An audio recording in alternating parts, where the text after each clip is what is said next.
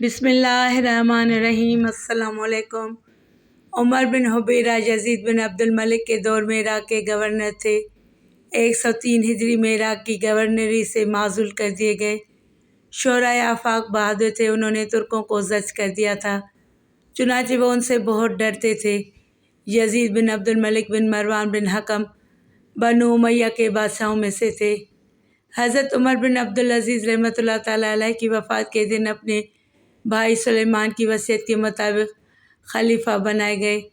40 دن حضرت عمر بن عبدالعزیز رحمۃ اللہ تعالیٰ علیہ کی روش پر چلے، پھر ان کے پاس دمشق کے کچھ سرکردہ لوگوں نے حاضر ہو کر حلفیہ بیان دیا کہ خلفاء حساب و عقاب سے آزاد ہوتے ہیں۔ شام کے بعض جاہلوں کا یہی عقیدہ تھا اور اس عقیدے کی بنیاد پر یزید کو فریب میں مبتلا کیا۔ جولان کے علاقے میں فوت ہوئے اور انہیں دمشق لے جا کے 25 شعبان 105 کو باب جابیہ اور باب صغیر کے درمیان دفن کیا گیا۔ ان کی عمر 29 سال اور عرصہ خلافت 4 سال اور 1 ماہ تھا۔ عمر بن حبیرہ عبد الملک بن یزید کے دور میں واسطہ کے گورنر اور اچھی سیرت کے مالک تھے۔ علماء سے محبت رکھتے تھے، فقہائے کرام کی باتیں توجہ سے سنتے اور ان کے فیصلوں کا احترام کرتے تھے۔ ایک دن انہوں نے اپنے دور کے 3 نامور علماء کو دعوت دی جو اپنے زمانے میں علم، فضل، زہد و تقویٰ اور فقاہت کے امام تھے، جن میں حضرت حسن بصری رحمۃ اللہ تعالیٰ علیہ، حضرت محمد بن سیرین رحمۃ اللہ تعالیٰ علیہ اور حضرت امام شافعی رحمۃ اللہ تعالیٰ علیہ تھے۔ یہ تینوں علمی دنیا کے ستون تشریف لائے تو ان کا پرتپاک استقبال کیا، ان کی مہمانی اور ضیافت کا شاندار اہتمام کیا اور خدمت کے لیے خدام کی ایک جماعت مقرر کر دی۔ تینوں حضرات امیر کے ہاں 1 مہینہ پوری شان و شوکت کے ساتھ رہے۔ ہر دن ان کے اعزاز و اکرام میں اضافہ ہوتا رہا اور ان پر انعامات کی بارش ہوتی رہی۔ ایک دن امیر کے دربان نے آ کر انہیں امیر کا سلام دیا اور خبر سنائی کہ آج امیر آپ سے ملاقات کریں گے اور وہ آنے ہی والے ہیں۔ یہ حضرات بیٹھے امیر کا انتظار کرتے رہے۔ عمر بن حبیرہ تنے تنہا لاٹھی ٹیکتے ہوئے ان کے پاس پہنچ گئے۔ ان کے ساتھ کوئی خادم نہ تھا۔ بڑے عمدہ انداز میں سلام کیا اور انہیں خوش آمدید کہا اور ان کے پاس بیٹھ کر خیریت دریافت کی اور ان سے پوچھا کہ کیا آپ کا وقت آرام و سکون کے ساتھ گزرا۔ ان بزرگوں نے امیر کا شکریہ ادا کیا اور کہا کہ آپ نے ہماری بڑی خدمت کی اور ہمارے لیے بڑا اہتمام کیا، اللہ تعالیٰ آپ کو ہر بھلائی عطا فرمائے۔ عمر بن حبیرہ نے کہا میرے دل میں ایک چیز کھٹک رہی ہے اور میں اس کے بارے میں بہت متردد ہوں۔ میں اس کے بارے میں آپ سے دریافت کرنا چاہتا ہوں۔ مجھے آپ سے بڑا خیر خواہ، علم والا اور صاحب تقویٰ نہیں ملا۔ آپ حضرات امت مسلمہ کے دینی رہنما اور شریعت کا پرچم بلند کرنے والے ہیں۔ سب نے بیک زبان پوچھا وہ کیا ہے؟ امیر نے کہا جیسے کہ آپ جانتے ہیں یزید بن عبد الملک اللہ تعالیٰ کے بندوں میں سے ایک بندہ ہے۔ اس نے لوگوں سے عہد لے رکھا ہے کہ وہ اس کی بات سنیں اور اس کی اطاعت کریں، اور خود عوام کو بھی عہد دے رکھا ہے کہ اس کی طرف سے مجھے کچھ ایسے احکام ملتے ہیں جن کے نافذ کرنے سے میری ہلاکت ہے۔ اگر میں اس کی اطاعت کروں تو اللہ تعالیٰ کا نافرمان ٹھہروں گا۔ آپ مجھے بتائیں کہ میں کیا کروں؟ حضرت حسن بصری رحمۃ اللہ تعالیٰ علیہ نے ابن سیرین کو مخاطب کرتے ہوئے کہا آپ امیر کے سوال کا جواب دیجئے۔ ابن سیرین رحمۃ اللہ تعالیٰ علیہ نے خاموشی سے سر جھکا لیا اور نگاہیں نیچی کر لیں۔ ان کے چہرے پر خوف اور ہیبت کی ایک لہر گزر گئی۔ ان پر اتنا گہرا اثر ہوا کہ انہوں نے ایک لفظ بھی نہ کہا۔ پھر حضرت حسن بصری رحمۃ اللہ تعالیٰ علیہ نے امام شافعی رحمۃ اللہ تعالیٰ علیہ کی طرف متوجہ ہو کر کہا کہ آپ امیر کے سوال کا جواب ارشاد فرمائیں۔ امام شافعی رحمۃ اللہ تعالیٰ علیہ نے چند کلمات کہے۔ صاف دکھائی دیتا تھا کہ ان پر حکومت کا رعب طاری ہو چکا ہے اور وہ تردد کا شکار ہیں اور جو کچھ کہنا چاہتے ہیں صاف صاف نہیں کہہ سکے۔ عمر بن حبیرہ نے ان کی گفتگو سنی لیکن ان کے جواب سے انہیں تشفی نہیں ہوئی۔ امیر نے حضرت حسن بصری رحمۃ اللہ تعالیٰ علیہ کی طرف متوجہ ہو کر کہا کہ اے ابو سعید، جو کچھ آپ نے سنا اس کے بارے میں آپ کیا کہتے ہیں اور آپ کی اپنی رائے کیا ہے؟ حضرت حسن بصری رحمۃ اللہ تعالیٰ علیہ سر جھکائے سوچ بچار میں ڈوبے ہوئے تھے کہ انہیں کیا کہنا چاہیے۔ انہوں نے سر اٹھایا اور ابن حبیرہ پر بھرپور نظر ڈالی، جیسے کہیں دور سے اس کی روح کو حاضر کر رہے ہوں تاکہ اسے خالص نصیحت اور کھری کھری باتیں سنائیں۔ ان کی دینی ذمہ داری نے انہیں برانگیختہ کیا کہ حق بات واضح لفظوں میں کہہ دیں۔ انہوں نے اللہ تعالیٰ کے جلال کا تصور کیا تو ہر ہیبت ان کے نگاہوں سے اوجھل ہو گئی۔ انہوں نے اس شخص کی طرح گفتگو کی جس کی نگاہوں میں حق کے سوا کچھ بھی نہ ہو۔ حضرت حسن بصری رحمۃ اللہ تعالیٰ علیہ نے گفتگو کا آغاز کرتے ہوئے فرمایا، چونکہ آپ نے مجھ سے سوال کیا ہے اس لیے مجھ پر جواب دینا لازم ہو گیا ہے، کیونکہ دین اخلاص کا نام ہے۔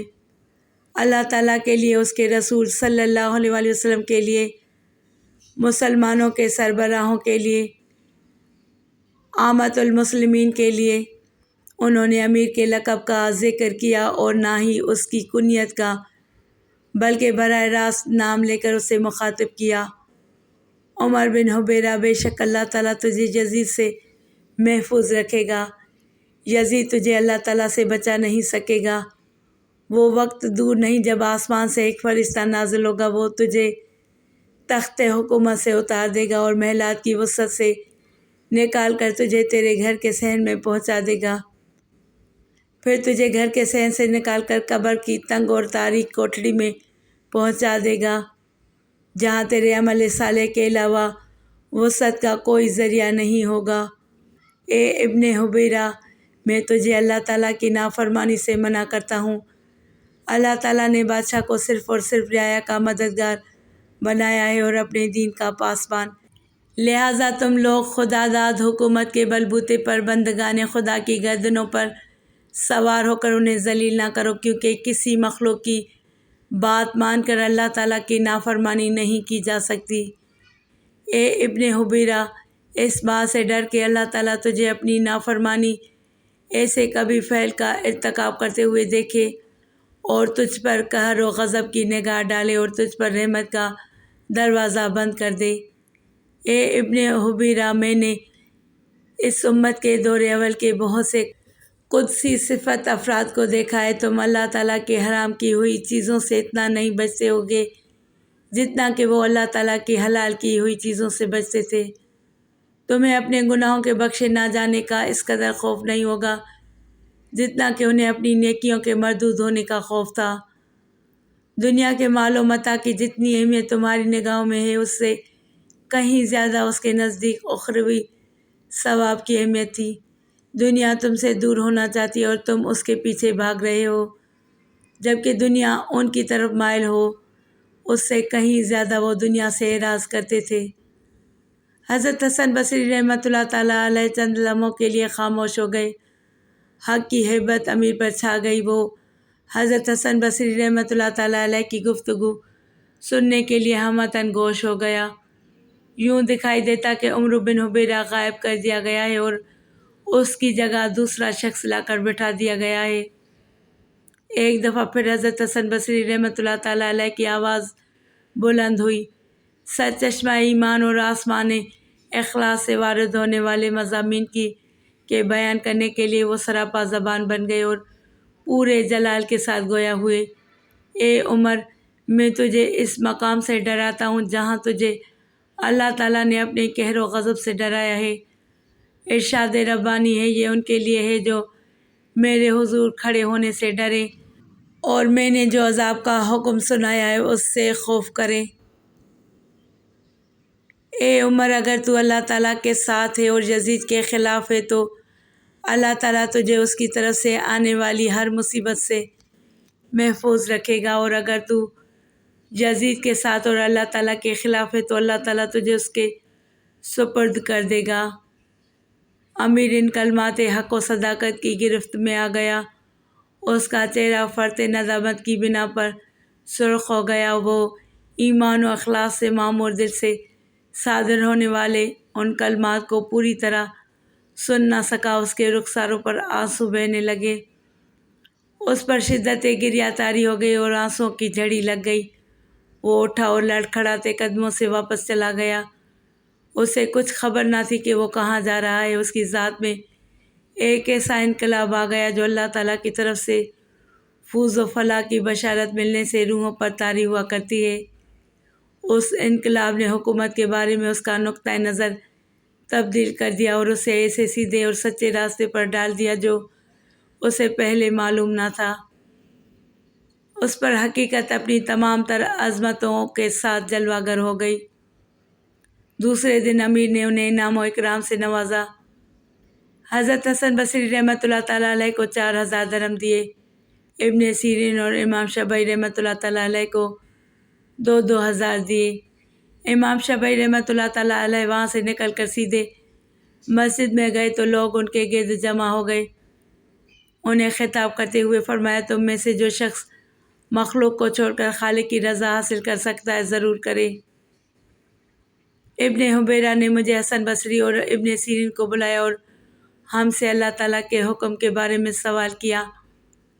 میں نے اور ابن سیرین نے ابن حبیرہ کا لحاظ کیا۔ ہم اسے بطور نصیحت وہ کلمہ حق نہ کہہ سکے جو اللہ تعالیٰ نے ہم پر واجب کیا تھا۔ اللہ تعالیٰ نے ہمیں دور کر دیا اور ہمارے نام میں کمی کر دی۔ حضرت حسن بصری نے اللہ تعالیٰ کی رضا کا ارادہ کیا تو اللہ تعالیٰ نے انہیں نصرت و اعانت سے نوازا، مالا مال کیا اور ہماری نسبت انہیں مال بھی زیادہ دیا، ہبت بھی زیادہ عطا کی۔ ناظرین کرام، دور اول میں ایسے لوگ امت مسلمہ کے سربراہ ہوتے تھے۔ وہ علماء سے نصیحت کی درخواست کرتے تھے اور علماء انہیں بے دھڑک ہو کر نصیحت کرتے تھے۔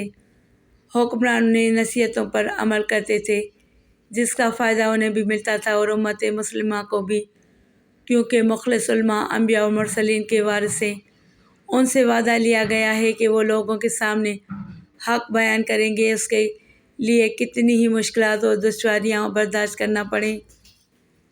انہیں اللہ تعالیٰ کی خوشنودی کے لیے حق کے بیان کرنے اور اس کی حمایت کرنے سے کسی ملامت گر کی ملامت روک نہیں سکتی۔ ان کے دل دنیا اور اس کی چمک دمک، رزق اور اس کے اسباب سے بے نیاز ہو چکے ہیں۔ ان کے شب و روز اللہ تعالیٰ کی یاد اور اطاعت میں گزرتے ہیں اور وہ اس پر بھروسہ کرتے ہیں۔ نبی اکرم صلی اللہ علیہ وآلہ وسلم کی ایک حدیث میں ہے، قسم ہے اس ذات اقدس کی جس کے قبضہ قدرت میں میری جان ہے، نیکی کا حکم دینا اور برائی سے منع کرنا نہ تو رزق کو روکتا ہے اور نہ ہی موت پہلے لاتا ہے۔ ویڈیو کو لائک کر کے چینل کو سبسکرائب کریں اور گھنٹی کے نشان کو دبائیں تاکہ میری آنے والی ہر نئی ویڈیو کا نوٹیفیکیشن ملے۔